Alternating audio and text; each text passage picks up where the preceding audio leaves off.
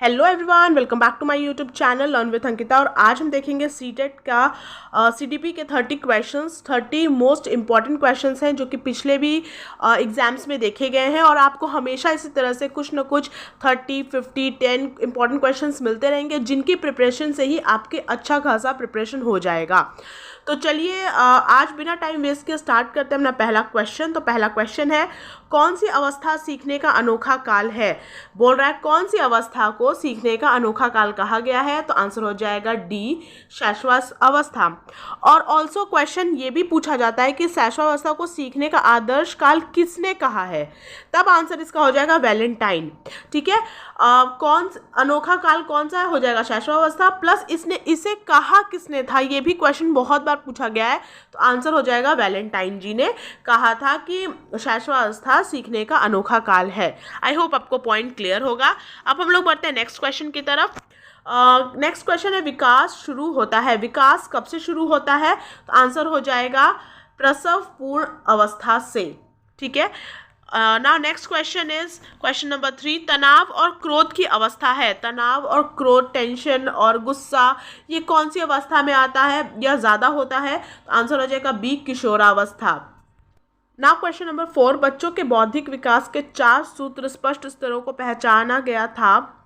यानी कि बोल रहा है कि जो इंटेलेक्चुअल डेवलपमेंट होता है बच्चों में, जो बौद्धिक विकास होता है, उसके 4 सूत्र हैं, उसको स्पष्ट स्तर से किसने पहचाना था? तो आंसर हो जाएगा पियाजे द्वारा पहचाना गया था। क्वेश्चन नंबर 5, आप अनपढ़ माता पिता के बच्चों को अंग्रेजी सिखाना चाहते हैं। ठीक है, ऐसे बच्चों को अंग्रेजी सिखाना चाहते हैं जिनके माता पिता अनपढ़ हैं, तो वो कैसे सीखेंगे? आप अच्छे से अंग्रेजी में बात करेंगे? बिल्कुल गलत। आप उनसे अगर अंग्रेजी में बात करेंगे, उनको आता ही नहीं है, तो उन्हें समझा कैसे पाएंगे? आप बच्चों को अंग्रेजी में बोलने के लिए बाध्य करेंगे, उन पर प्रेशर डालना बिल्कुल गलत है। आप बच्चे को मातृभाषा में बोलने से रोकेंगे, जो उनकी मातृभाषा है, जो उनकी लोकल लैंग्वेज है, उससे बोलने से रोकेंगे, तो ये भी गलत है। आप उसे मातृभाषा की सहायता से अंग्रेजी सिखाने का प्रयास करेंगे, तो ये बिल्कुल सही है। जो हमारी लोकल लैंग्वेज होती है, जो हम हमेशा बोल रहे होते हैं, अगर उससे हमें दूसरी भाषा सिखाई जाती है तो वो ज़्यादा आसान पड़ती है। तो अगर बोला जा रहा है मातृभाषा की सहायता से अंग्रेजी सिखाया जाएगा तो वो जल्दी सीखेंगे और अच्छी तरीके से समझेंगे, उसे रिलेट कर पाएंगे। तो आंसर हो जाएगा डी। ना अब हम देखेंगे अगला question, question number 6। Question number 6 है, विद्यार्थियों को विद्यालय में खेलना क्यों उचित है? अगर विद्यालय में विद्यार्थी खेलते हैं तो वो क्यों उचित है? तो देखिए आंसर, यह उन्हें शारीरिक रूप से सशक्त बनाएगा। बिल्कुल ये होगा, बट क्या ये प्रॉपर आंसर है? सिर्फ शारीरिक रूप से सशक्त बनाने के लिए ही विद्यालय में क्या बच्चों को खिलाया जाता है? तो ये पॉइंट गलत हो जाएगा। यह शिक्षकों के लिए काम आसान करेगा? तो बिल्कुल भी नहीं। शिक्षकों का इससे कोई काम आसान नहीं होने वाला। अगर हम सिर्फ उन्हें खेलने के लिए छोड़ देंगे तो इसमें कोई भी शिक्षक के लिए आसान नहीं होगा काम, क्योंकि उनका काम है उन्हें पढ़ाना, उन्हें और भी तरह की नॉलेज देना, उन्हें लोगों से कोऑपरेट करना सिखाना, बहुत सारे काम होते हैं ना। यह समय बिताने में सहायक होगा? बिल्कुल गलत। विद्यालय में सिर्फ बच्चे समय बिताने के लिए नहीं जाते हैं। दूसरा लास्ट ऑप्शन है, यह सहयोग एवं संतुलन का विकास करेगा। यह सहयोग यानी कि कोऑपरेशन और संतुलन यानी कि बैलेंस बनाने में सहायता करेगा, उसका डेवलपमेंट करेगा, लोगों के बीच उसे कैसे रहना है, किस तरीके से बैलेंस बनाना है, वो सारा कुछ उसे मतलब डेवलपमेंट होगा उसका। इसलिए आंसर हो जाएगा डी, विद्यार्थियों को विद्यालय में खेलना इसलिए उचित है क्योंकि वह सहयोग एवं संतुलन का विकास करेगा। ना हम लोग देखेंगे नेक्स्ट क्वेश्चन, क्वेश्चन नंबर 7, शिक्षक एवं विद्यार्थी के मध्य संबंध होना चाहिए, यानी कि जो टीचर और स्टूडेंट है उनके बीच संबंध कैसा होना चाहिए? स्नेह का, बिल्कुल करेक्ट, स्नेह का भी संबंध होना चाहिए। विश्वास का, बिल्कुल। सम्मान का, बिल्कुल। तो आंसर हो जाएगा डी, ये सभी संबंध होने चाहिए। नाउ क्वेश्चन नंबर 8, शिक्षा में फ्रोबेल, जो फ्रोबेल हैं वो उन्होंने शिक्षा में क्या महत्वपूर्ण योगदान दिया था? किसका विकास किया था? किसके वो जनक है? तो आंसर हो जाएगा किंडरगार्टन के। जो फ्रोबेल हैं उन्होंने किंडरगार्टन का विकास किया था, उसके ये जनक कहे जाते हैं। नाउ क्वेश्चन नंबर 9, एक शिक्षक के लिए सबसे महत्वपूर्ण क्या है? जो टीचर होता है उसके सबसे ज़्यादा महत्वपूर्ण क्या है? तो देखिए आंसर हो जाएगा सी, विद्यार्थियों की कठिनाइयों को दूर करना। विद्यार्थियों यानी स्टूडेंट्स की कठिनाइयों को दूर करना ही उनका सबसे महत्वपूर्ण कार्य है। नाउ क्वेश्चन नंबर 10, बुनियादी स्तर पर मातृभाषा में शिक्षा देना बेहतर है, क्योंकि बोला गया है जब शिक्षा दी जा रही है तो सबसे बेस्ट तरीका है कि मातृभाषा में शिक्षा दी जाए। तो ऐसा क्यों है? तो देखिए, प्राकृतिक वातावरण में बच्चों को सिखाने में सहायता करेगा। जो उनका नेचुरल एनवायरनमेंट है, जो प्रैक्टिकल लाइफ में वो जी रहे हैं, अगर उसी भाषा में भी उनको सिखाया जाएगा जो वो भाषा बोलते आए हैं, बोल रहे हैं, तो वो प्रैक्टिकल एनवायरनमेंट से या नेचुरल एनवायरनमेंट से रिलेट कर पाते हैं और उन्हें सीखने में सहायता भी होती है। इसलिए आंसर क्या हो जाएगा? B. Now moving ahead to question number 11, शिक्षा का उद्देश्य होना चाहिए। शिक्षा का उद्देश्य क्या होना चाहिए? प्राइमरी मोटिव क्या होना चाहिए? तो आंसर हो जाएगा बी, व्यवहारिक जीवन के लिए विद्यार्थियों को तैयार करना। व्यवहारिक यानी कि प्रैक्टिकल लाइफ के लिए बच्चों को तैयार करना। अगर वो शिक्षित हो जाएगा तो व्यवसायिक जो उसकी नीड है वो भी पूरा कर लेगा, वो बाद में कमा खा सकता है, अपनी लिविंग को अर्न कर सकता है, वो सारा कुछ कर सकता है, परीक्षा के लिए भी तैयार हो जाएगा, सामाजिक जागरूकता भी हो जाएगा। बट प्राइमरी मोटिव क्या है? वो प्रैक्टिकल लाइफ को समझ पाएगा, वो जो पढ़ रहा है उसको प्रैक्टिकली रिलेट कर पाएगा। इसलिए शिक्षा का उद्देश्य होता है व्यवहारिक जीवन के लिए विद्यार्थियों को तैयार करना। अगर ऑप्शन में व्यवहारिक जीवन से रिलेटेड कोई भी ऑप्शन है तो आप इसी को ही टिक करके आएंगे। नाउ क्वेश्चन नंबर 12, बच्चे दुनिया के बारे में अपनी समझ का सृजन करते हैं, इसका श्रेय किसको जाता है? आंसर हो जाएगा बी, पियाजे। नाउ क्वेश्चन नंबर 13, शैक्षिक मनोविज्ञान के पिता के रूप में किसे जाना जाता है? तो आंसर हो जाएगा थॉर्नडाइक। थॉर्नडाइक जी ने प्रयास एवं भूल सिद्धांत भी दिया था कि बच्चा प्रयास करता है, बार बार प्रयास करता है, बार बार उससे भूल होती है, बार बार उससे त्रुटि होती है और उसी से ही बच्चा सीखता है। तो शैक्षिक मनोविज्ञान के पिता कौन है? थॉर्नडाइक। और उनके सिद्धांत क्या? प्रयास और भूल का सिद्धांत इन्होंने ही दिया था। नाउ क्वेश्चन नंबर 14, आधुनिक मनोविज्ञान के जनक किसे माना जाता है? तो आंसर हो जाएगा Wilhelm Wundt. Now question number 15, E.H. Erikson के अनुसार मनोलैंगिक विकास की कितनी अवस्थाएं हैं? तो आंसर हो जाएगा 8। अगर मनोसामाजिक या मनोलैंगिक विकास दोनों में से कुछ भी पूछा जाता तो आंसर हो जाएगा E.H. Ericsson. Now question number 16, धीमी गति से सीखने वाले बालकों के लिए अधिक उपयोगी सिद्धांत है? आंसर हो जाएगा थॉर्नडाइक का सिद्धांत, क्योंकि अभी जस्ट मैंने बताया कि थॉर्नडाइक जी ने प्रयास और भूल का सिद्धांत दिया था। तो अगर धीमी गति से भी बच्चा सीख रहा है तो वो बार बार प्रयास करेगा, बार बार उससे गलती होगी, फिर वो उससे सीखेगा, फिर प्रयास करेगा, फिर गलती करेगा। तो ये जो धीमी गति वाले बच्चे होते हैं, जो धीमी गति से सीखते हैं, उनके लिए ये जो सिद्धांत है ये बेस्ट होता है। तो थॉर्नडाइक का सिद्धांत इसके लिए अधिक सहयोगी होगा। नाउ क्वेश्चन नंबर 17, किस अवस्था में बच्चा अधिक कल्पनाशील होता है? तो आंसर हो जाएगा शैशवावस्था। शैशवावस्था में बच्चा अधिक कल्पनाशील होता है। और अगर ऑप्शन में शैशवावस्था ना हो तो आप प्रारंभिक बाल्यावस्था भी लगा सकते हैं। आप ऑप्शन में अगर शैशवावस्था ना हो तो आप प्रारंभिक बाल्यावस्था अगर ऑप्शन में देख रहे हैं तो आप ये भी लगा सकते हैं। तो आंसर हो जाएगा शैशवावस्था या फिर प्रारंभिक बाल्यावस्था। Now moving ahead to next question. Next question है, किस अवस्था को जटिल अवस्था कहा गया है?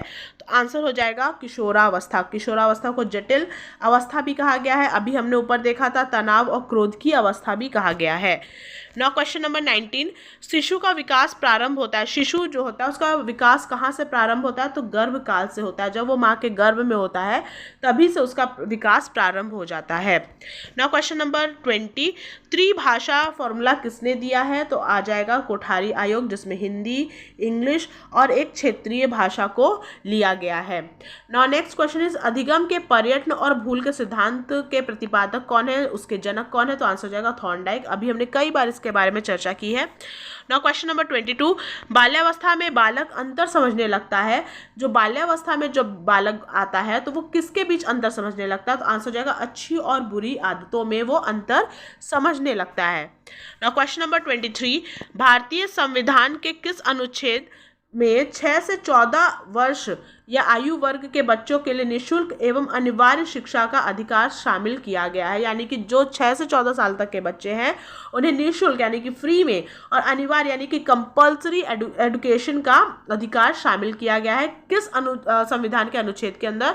आंसर हो जाएगा अनुच्छेद 21A। ये काफ़ी इंपॉर्टेंट क्वेश्चन है, ध्यान जरूर रखिएगा। अनुच्छेद 21A के तहत कंपल्सरी और फ्री एजुकेशन देने का अधिकार शामिल किया गया है 6 से 14 वर्ष के बच्चों के लिए।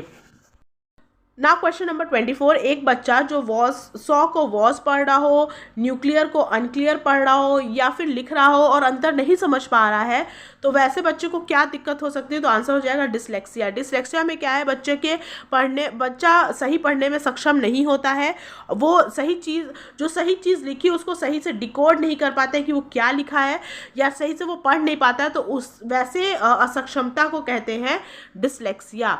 Now next question is question number 25, शारीरिक रूप से अक्षम लोग बच्चों को सामान्यतः होता है, यानी कि जो शारीरिक रूप से बच्चे वीक होते हैं, अक्षम होते हैं, उन बच्चों को मेनली और कौन सी प्रॉब्लम होती है?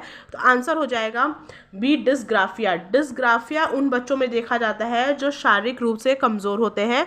और डिस्ग्राफिया क्या है? ये एक न्यूरोलॉजिकल स्थिति है जिसमें जब बच्चों को पर्याप्त निर्देश मिलता है उसके बावजूद वो अपनी उम्र और सोचने की क्षमता के कारण अपने विचारों को लिखित भाषा में बदलने में उन्हें कठिनाई होती है। ठीक है, यानी कि उन्हें पर्याप्त निर्देश भी मिल रहा है, उन्हें शिक्षा भी मिल रही है, उसके बावजूद वो अपनी उम्र और सोचने की क्षमता के वजह से उसे लिखित भाषा में कन्वर्ट नहीं कर पाते, उसे लिख नहीं पाते हैं, तो ये डिस्ग्राफिया होती है। Now moving ahead to next question. Next question is राष्ट्रीय पाठ्यक्रम रूपरेखा, जिसे एनसीएफ भी कहते हैं, 2005 के अनुसार इनमें से क्या होगा? तो आंसर हो जाएगा डी, बच्चे ज्ञान के निर्माण में सक्रिय भूमिका निभाते हैं। इसमें कभी भी कोई भी क्वेश्चन आए, आपको देखना है निष्क्रिय वर्ड को हमेशा ही गलत समझना है, और सक्रिय अगर कहीं दे रहा है, सामाजिक दे रहा है, तो वो हमेशा ही करेक्ट होगा। दिया गया बच्चे शिक्षक द्वारा दी गई सामग्री के पैसिव यानी कि निष्क्रिय प्राप्त करते हैं, तो गलत हो जाएगा। बच्चों में लर्निंग को, अधिगम को विनियमित करने की क्षमता नहीं होती, गलत हो जाएगा। बच्चे रटने के माध्यम से सर्वश्रेष्ठ सीखते हैं, तो ये तो बिल्कुल भी गलत हो जाएगा। तो आंसर क्या हो जाएगा? बच्चे ज्ञान के निर्माण में सक्रिय भूमिका निभाते हैं, एक्टिव भूमिका निभाते हैं, तो आंसर हो जाएगा डी। नाउ क्वेश्चन नंबर 27, निम्नलिखित में से कौन सा उम्र समूह जीन प्याजे के संज्ञात्मक विकास के सिद्धांत के मूर्त संक्रियात्मक अवस्था या चरण के समानुरूप है?